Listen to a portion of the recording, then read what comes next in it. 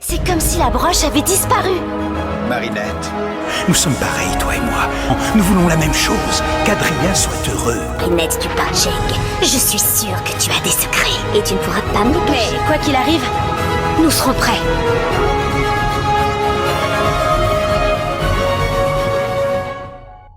La reine de Freyerville marque le retour de Chloé Bourgeois à Paris et dans la série Miraculous. Chloé qui a été absente pendant une saison entière, même si on a vu quelques infos, même si on a vu qu'elle était présente sur le réseau social Zoo, c'est vrai que Chloé était absente depuis un long moment et ça fait bizarre de la retrouver dans cette saison 6. Mais ce n'est pas un épisode centré sur Chloé.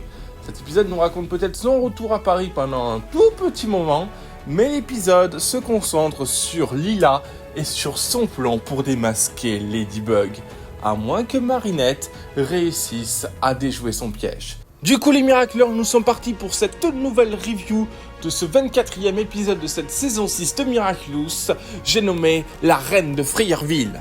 Bon, je vais être clair et précis, cet épisode, même s'il marque le retour de Chloé physiquement et surtout sur un nouvel affrontement avec ses pires ennemis, n'est pas un épisode centré sur Chloé. Même si Chloé est l'acclimatisée du jour et même si elle est toujours aussi insupportable, l'épisode se concentre surtout sur deux personnages très importants de la série, Marinette, mais surtout Lila. Bon, déjà, évidemment, on va commencer par le plus important et le plus gros de l'épisode, le retour de Chloé et son lien avec les trois personnes qu'elle est le plus. Sa demi-sœur, son ancienne meilleure amie et surtout Marinette. Marinette qui sera son souffre-douleur pendant longtemps. D'ailleurs, tous ses camarades le disent, elle a harcelé Marinette plus que quiconque, mais au final, elle a vraiment harcelé tout le monde. Et même avec tout le mal qu'elle a provoqué, comme par exemple la prise de Paris, ou même avec tout ce qu'elle a fait, avec tout le monde qui lui a tendu la main, Chloé est toujours aussi méchante et insupportable. Et la morale de l'épisode est qu'elle ne changera jamais. Même si elle reste celle qui a effrayé tout le monde, plus on s'éloigne d'elle, moins on est effrayé.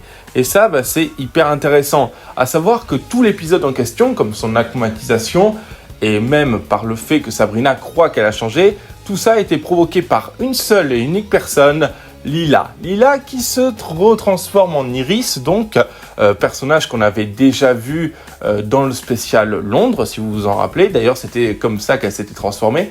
Vous sentez le gros lien venir avec ce spécial qui a été écrit comme un saison de finale, je vous rappelle.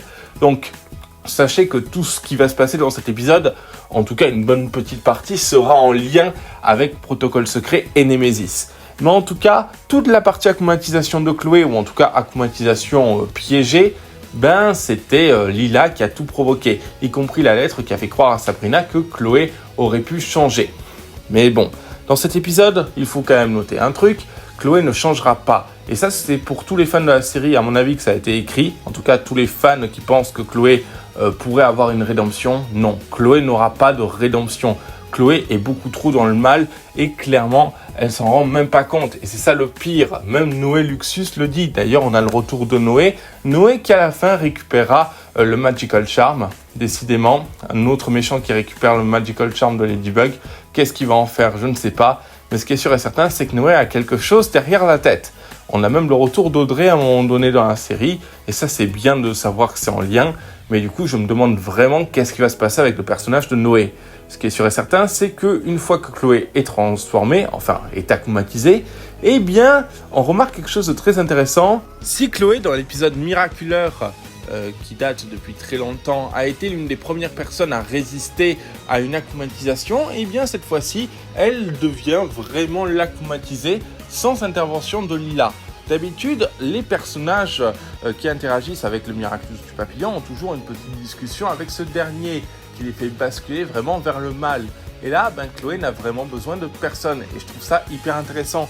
Encore une fois, si Chloé avait vraiment un arc de rédemption, elle aurait communiqué en tout cas avec Lila. Et on voit que c'est possible. Mais bon, ce qui est sûr et certain, c'est que Chloé devient du coup la reine de Freyerville et elle est extrêmement puissante. En tout cas, elle arrive à effrayer tout le monde et c'est incroyable. Tellement que Ladybug et Chat Noir n'y arrivent pas à la battre et sont obligés de faire appel à deux héroïnes qu'on connaît bien, Traquemoiselle et Vesperia. Et franchement, que rêver de mieux? un affrontement du coup avec les pestes que Chloé déteste en secret.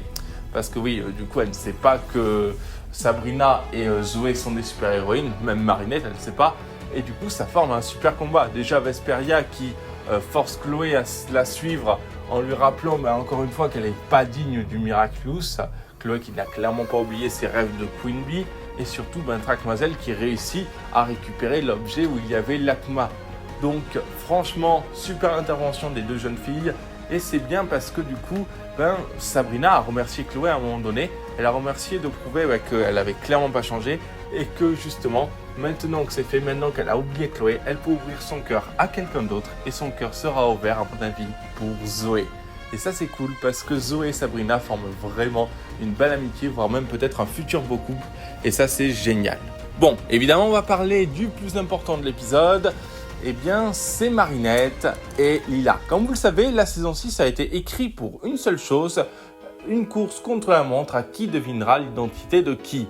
Et si on pourrait se dire que Marinette n'a pas vraiment avancé comparé à Lila, qui se rapproche de plus en plus de la vérité, eh bien, le fait qu'elle ait retrouvé le même timbre extrêmement rare, du coup, dans les deux paquets, la lettre de Sabrina et dans le paquet concernant, Chloé, eh bien elle a compris que le porteur du Miraculous du papillon avait tout prévu. Donc elle va être sur ses gardes et maintenant elle a peut-être une toute petite piste pour tenter justement d'arrêter Lila. En sachant que Lila en fait pendant tout l'épisode elle regardait elle regardait le combat et tout ce qui s'est passé depuis un avion vers où? Vers Shanghai. Et ça c'est très important.